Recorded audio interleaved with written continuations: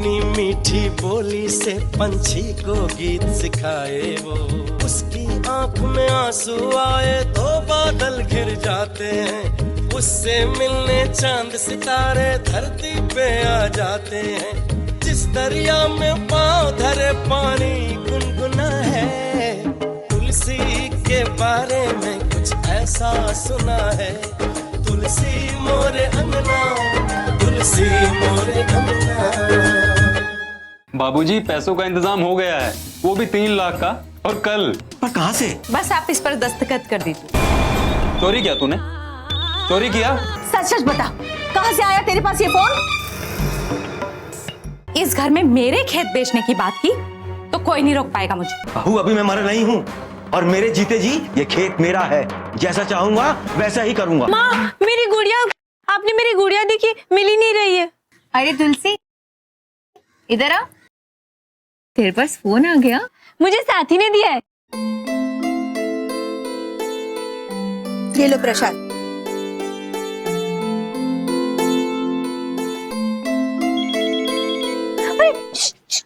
साथी का फोन है। हेलो। अरे कल कहाँ थी तुम? घर पर। मैंने फोन किया था तो उठाया क्यों नहीं तुमने? अरे हाँ, वो मैं सो गई थी। चलो कोई बात। पर मैं उठ गई थी जब तुम्हारा फोन बजा था, पर तुमने फोन बंद कर दिया। अच्छा साथी ये बता, मैं अभी क्या कर रही हूँ? क्या कर रही हो? कुछ नहीं। यहाँ भी सब लोग खरीदारी के लिए गए हुए हैं, मैं बिल्कुल अकेला हूँ घर पे। तुम भी अकेली हो क्या? मेरे साथ तो माँ है, लक्ष्मी दीदी है, भाभी है, मैं उनको आपकी बात सुना रही हूँ।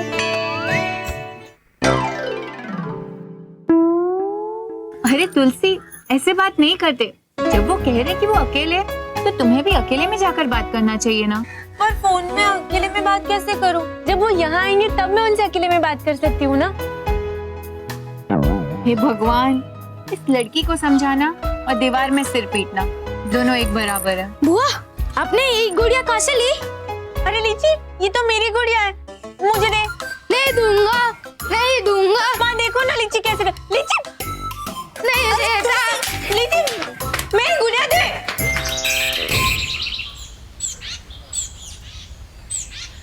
लक्ष्मी बेटा, कुछ समझाओ इस लड़की को। कुछ ही दिन बचे हैं इसकी शादी को, और अभी तक इसका बचपना नहीं गया।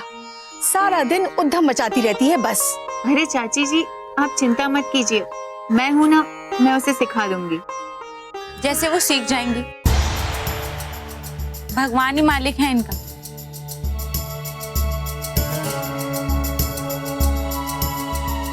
जी हाँ, मेरी बात हो गई उनसे, आप पैसे ले लेना उनसे, ठीक है? हाँ हाँ, आप चले जाइएगा, वो दे देंगे आपको पैसे।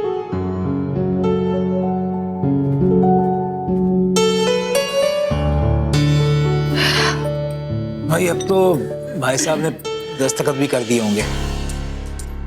शेखर पेपर लेकर आता ही होगा। अरे करना तो पड़ेगा ही, हाँ? नहीं तो कहाँ से आएंगे पैसे, और कैसे होगी बेटी की शादी? हाँ? बस एक बार वो पेपर गुप्ता के पास पहुंच जाए, फिर देखना, उन्हें पाई पाई के लिए मोहताज ना किया ना तो गुप्ता का नाम नहीं है। जैसे जो धीरे धीरे खून चूसता है ना, वैसे गुप्ता धन चूसता है। अरे हमका तो वो दिन का इंतजार है जब उनका परिवार एक एक कौड़ी कौड़ी के लिए तरसेगा, तब जाके हमारी आत्मा को शांति मिलेगी। 6 बीघा जमीन पर गुमान है उनको। हाँ? अरे शेखर आओ आओ, बैठो, तुम्हारी बात कर रहे थे जी। भाई शेखर के भी चाय ले आओ। हाँ अब रहने दीजिए चाचा जी। और दस्तखत हो गए? क्या हुआ, पेपर नहीं लाए? चलो कोई बात नहीं, बाद में ले आना।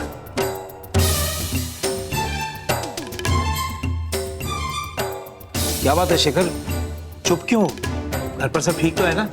चाचा जी, वो बाबूजी ने कागजात फाड़ दिए।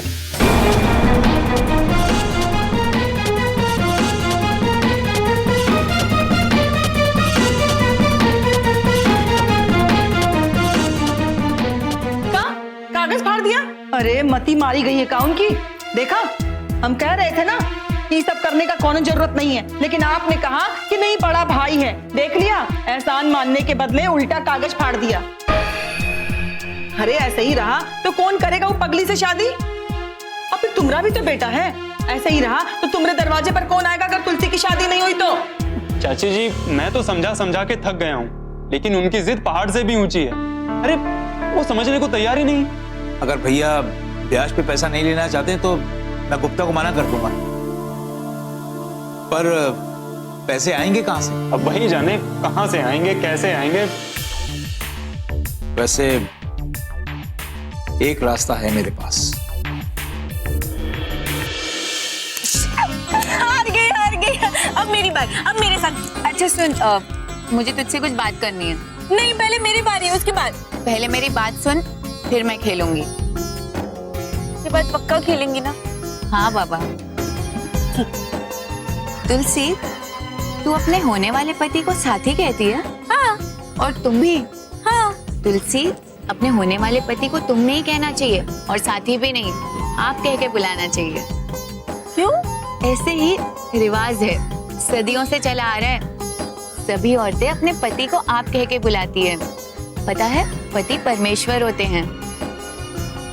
पर लक्ष्मी दीदी, साथी ने तो कभी नहीं कहा कि आप बोलो। अरे पगली, कोई थोड़ी ना कहेगा कि मुझे आप कहकर बुलाओ। ये हमें खुद समझना चाहिए। जैसे हम बड़ों को आप कहते हैं, वैसे पति को भी आप कहना चाहिए। अच्छा, तुझे पता है कि फोन पे कैसे बात करते हैं? कैसे? मैं बताती हूँ। जब उनका फोन आए ना, सबसे पहले नमस्ते करना चाहिए, तो वो भी नमस्ते करेंगे। फिर उनसे प्यार से पूछना, आपने खाना खाया? फिर वो कहेंगे हाँ खाया। फिर उनसे पूछना, आपने क्या क्या खाया? फिर वो बताएंगे कि उन्होंने क्या क्या खाया। फिर उनकी तबीयत के बारे में पूछना, फिर उनके घर वालों के बारे। लक्ष्मी दीदी, आपने तो अपनी बात भी पूरी नहीं की और उसका फोन आ गया। उसका नहीं, उनका। हाँ, लेकिन अब क्या करें? क्या करेगी? फोन उठा और सुन, उसे मत कहना कि मैं तुम्हारे साथ हूँ, और जैसे समझाए वैसे ही बात करना, ठीक है? हाँ। नमस्ते। नमस्ते। आपने खाना खाया? नहीं, अभी नहीं खाया मैंने। खाने में क्या क्या खाया? अरे अभी तो बोला मैंने खाना नहीं खाया। कैसे बातें कर रही हो तुम? क्या हो गया तुम्हें? साथी, तुमने सब भुला दिया। लो, भूल गई। देखो, अब फिर से शुरू करना पड़ेगा। मैं शुरू से बोलती हूँ तो सब याद आ जाएगा। नमस्ते। क्या? तुलसी, ऐसे नहीं बात करते। अरे लक्ष्मी दीदी, आप ही ने तो बोला ऐसे बात करनी है। मैंने ये थोड़ी ना कहा कि जो मैं बोल रही हूँ उसे तोते की तरह रट दो।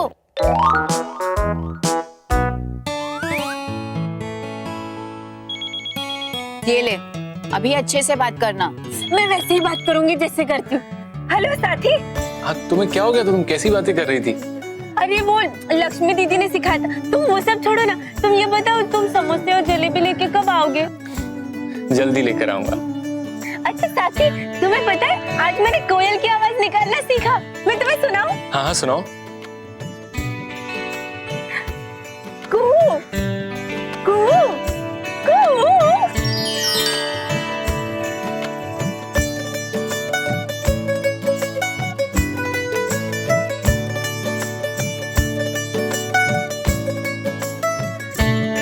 हे भगवान, क्या होगा इस लड़की का? माँ, साड़ियाँ तो बड़ी अच्छी अच्छी हैं। हाँ, अच्छी तो होंगी, इतनी महंगी जो है। बात तो सही है माँ, इतनी महंगी महंगी साड़ियाँ लेने की क्या जरूरत थी? उस लड़की को इनकी कीमत की कदर होगी? बेटा, तुम लोग तो उसके बारे में ऐसे बात करते हो जैसे वो इंसान ही नहीं है। अच्छा ठीक है कि उसमें बचपना है, लेकिन बेवकूफ नहीं है वो। और इन कपड़े और गहनों की वजह से तुम्हारे घर का मान सम्मान बढ़ेगा विनय के ससुराल वालों के नजर में। आखिर उन्हें भी तो लगे कि उनकी बेटी किसी छोटे घर में नहीं जा रही। बिल्कुल सही कहा अम्मा जी ने। अब तो हमारी इज्जत छोटे बहू की मई के में ही बनेगी। बैठिए दीदी। दादी, मैं आ गई। हाँ, लेकिन आज मैं आपसे बहुत नाराज हूँ। क्यों? हमारी बिटिया क्यों नाराज है अपनी दादी से? आप मुझे छोटी चाची के घर कभी नहीं ले गए। अरे बाप रे बाप रे, इस बार पक्का लेके चलूंगी। अब तो नाराज नहीं है ना? अच्छा दादी, आप मेरे लिए कुछ लाए हो? क्यों नहीं लाती? अपनी रानी बिटिया के लिए ढेर सारे कपड़े लेके आई हूँ। तो दिखाइए। अरे अभी अभी आई है, हाथ मुंह धो ले, आराम कर ले, फिर ले लेना। आराम थोड़ी ना करना, कोई पैदल थोड़ी ना आई हूँ, कार से आई हूँ, लेकिन आप बाद में ही देना।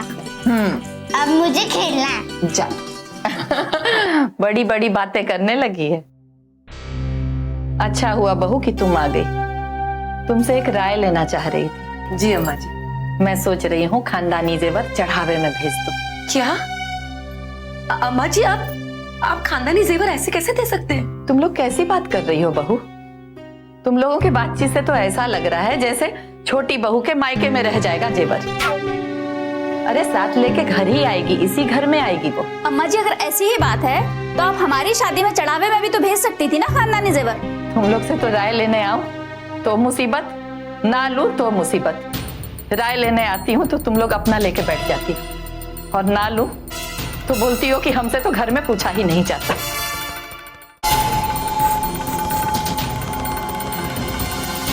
इस छोटे बेटे और छोटी बहू के प्यार में ना अम्मा जी अंधी हो गई है।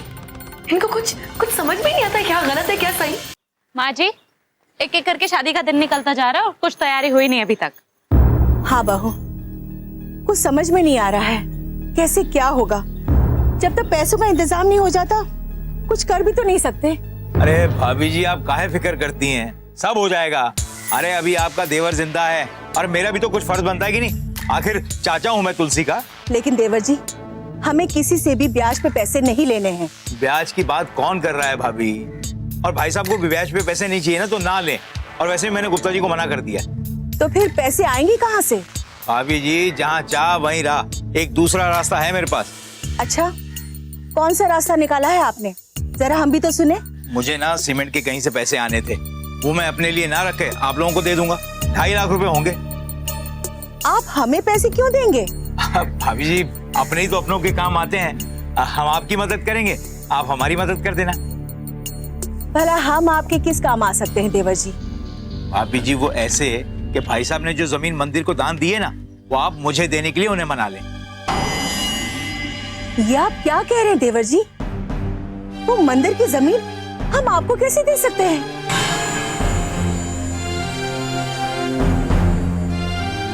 भाभी जी, वो जमीन अभी भी आप ही के नाम पर है, ट्रांसफर नहीं हुई है। वो बात ठीक है देवर जी, लेकिन वो जमीन हमने दान में दे दी है और उसे हम वापस नहीं ले सकते। अरे दीदी, वो क्या कहते हैं, पहले आत्मा बाद में परमात्मा। अरे अपनी बेटी की शादी है, हम पहले उसको देखेंगे कि दान दक्षिणा के बारे में सोचेंगे। आप ही बताइए। अरे माँ, चाची ठीक ही तो कह रही है। अब देखिए ना, लड़की घर में कुंवारी बैठी रहे और हम दान दक्षिणा करते रहे, ये क्या कहीं शोभा देता है माँ? पर बेटा, वो जमीन तेरे बाबूजी ने भगवान के नाम पे दान पे दे दी है, उसे हम वापस कैसे ले सकते हैं? पाप लगेगा और फिर लोग क्या कहेंगे? लोग क्या कहेंगे माँ जी? लड़की की शादी पैसों की वजह से नहीं हो पा रही तो आ रहे हैं क्या लोग? जब लोग हमारी फिक्र नहीं करते तो हम क्यों लोगों की फिक्र करें? और वैसे इतनी महंगी जमीन कोई दान में देता है क्या? उससे तो अच्छा है कि वो जमीन आप चाचा जी को ही दे दीजिए, सारा मसला ही सुलझ जाएगा। भाभी जी, सुनहरा मौका है और ऐसे मौके बार बार नहीं आते, सोच लीजिए। बोलो तो अभी पैसे मंगवा लेता हूँ। बस करो रघुनाथ, बहुत हो गया।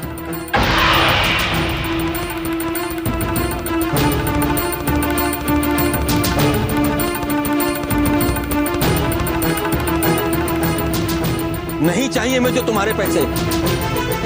अरे मैं उन आदमियों में से नहीं हूं जो कुछ पैसों के लिए भगवान को बेच देता है। मैंने तन मन से ये जमीन ईश्वर को दी है और चंद पैसों के लिए मैं उसको वापस लेने वाला नहीं हूं। तुलसी की माँ, ये लो तुलसी की माँ, पैसे का इंतजाम हो गया है। कल से तुम अपनी खरीदारी शुरू करो। अब ना तो हमें कल से किसी का एहसान लेने की जरूरत है और ना हाथ फैलाने की। ये पैसे कहाँ से आए जी? अरे एक ही तो है तुलसी की माँ, सब उसी की माया है।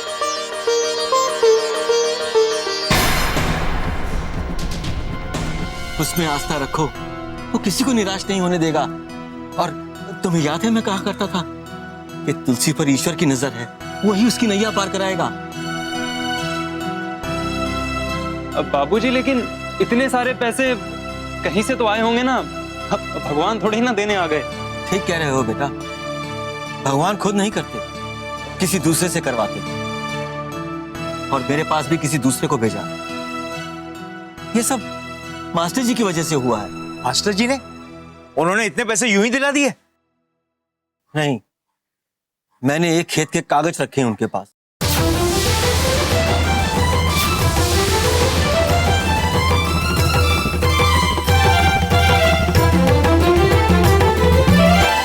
बाबूजी, आखिर आपने अपने मन की कर ही ली ना? वाकई इतने सारे पैसे को ऐसे दे देगा क्या? ऐसे ही दिया है भाई। वो तो केदार भाई ने जबरदस्ती जमीन के कागजात रखवा दिए, उनके मना करने के बावजूद। और वैसे भी अगर वो नहीं देते तो कोई और दे देता। अरे केदार भाई की इतनी इज्जत है समाज में, कि इनको भला कोई मना कर सकता है? हाँ तुलसी की माँ, मास्टर जी बिल्कुल ठीक कह रहे हैं। अरे वो तो इतने भले आदमी हैं, मुझे 5 लाख रुपया दे रहे थे, पर मैंने कहा मेरा 3 लाख से ही काम चल जाएगा। और सबसे बड़ी बात तो ये है कि वो इन पैसों का ब्याज भी नहीं ले रहे। अरे मास्टर जी, आप पहेलियां बुझाना छोड़िए, ये बताइए वो महान हस्ती है कौन? सेठ गोवर्धन दास। गोवर्धन दास? पर वो तो किसी को पैसे देते नहीं है। ठीक कह रहे हैं आप, वो हर किसी को पैसा नहीं देते, वो आदमी देखकर पैसा देते हैं। अरे ये तो मैं उनके बेटे को पढ़ाया करता था, इसलिए वो मुझे बहुत ही अच्छी तरह जानते हैं, और मैं केदार भाई को, इसलिए काम बन गया। ये तो बहुत अच्छी बात है कि इन पैसों के ब्याज नहीं देने पड़ेंगे। बैठिए ना मास्टर जी। चाचा चाची आप भी बैठिए, मैं हलवा बना के लेके आती हूँ। हाँ, तुम लोग मास्टर जी को भी दो, मैं बाकी के पैसे अंदर रख के आता हूँ।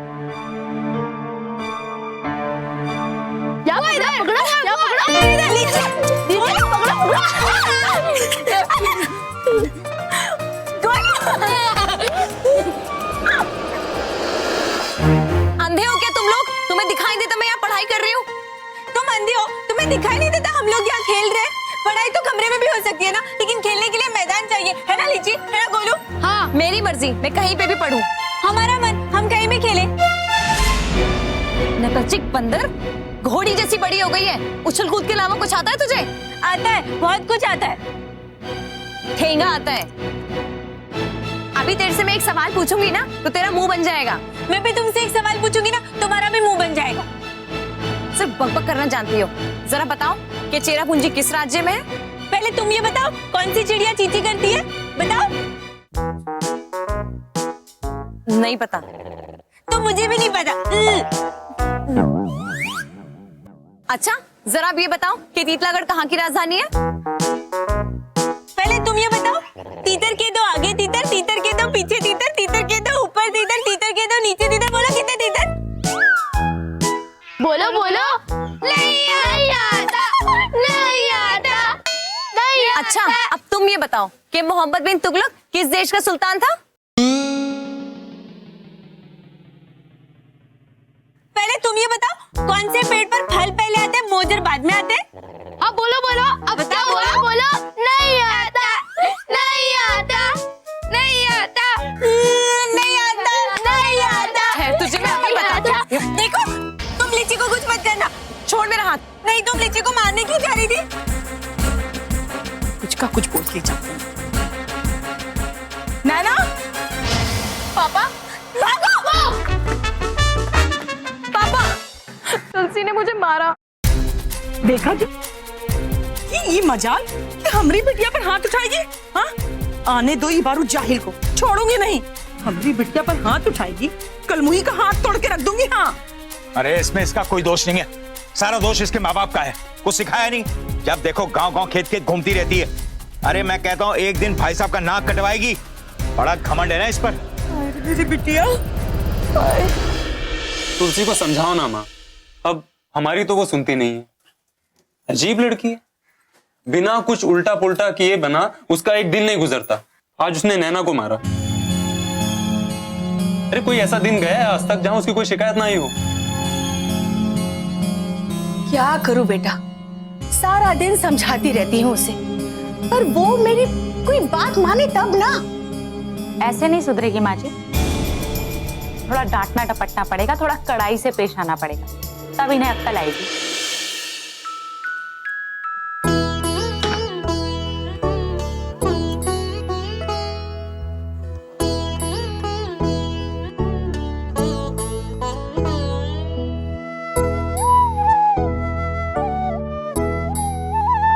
माँ क्या कर रही हैं? बैठो बेटा। हाँ बहू बैठो। बेटा तुम तो शहर से आ रहे हो ना? अच्छा, वो हरी सोनार के दुकान की तरफ नजर पड़ी थी। हाँ माँ बताइए क्या काम है? बेटा ये गहने साफ करवाने हैं। देखो ना इनकी चमक कैसी फीकी पड़ गई। साफ हो जाएंगे तो फिर से नए हो जाएंगे। बाप रे बाप अम्मा जी, इतना जेवर तो हमने आज तक नहीं देखा। किसके हैं? किसके होंगे बहू? खुद के हैं। ये गहने मेरी सासू माँ ने मुझे चढ़ावे में दिए थे और अब मैं छोटी बहू को देना चाहती हूँ। देख तो बेटा इसका वजन कितना होगा। माँ कम से कम ये 250-300 ग्राम तो होंगे। इनको भी साफ करवाना है क्या? नहीं बेटा, इन्हें तोड़वा के नए डिजाइन का बनवाना है छोटी बहू के हिसाब से।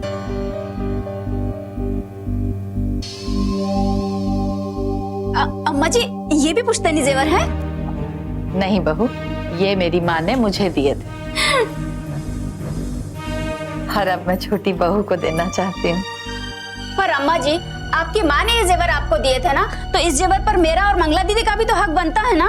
लेकिन बहू अजीत के बाबूजी ने तुम लोगों के लिए जेवर बनवाए थे। पर अम्मा जी वो तो बहुत थोड़ा था। कुछ भी हो बहू, लेकिन मेरी इच्छा है कि ये गहने मैं छोटी बहू को दूं। माँ मुझे लगता है कि इन पुश्तैनी जेवरों के बारे में एक बार भैया से बात करनी चाहिए। उनकी राय लेना भी जरूरी है ना? माँ क्या हुआ?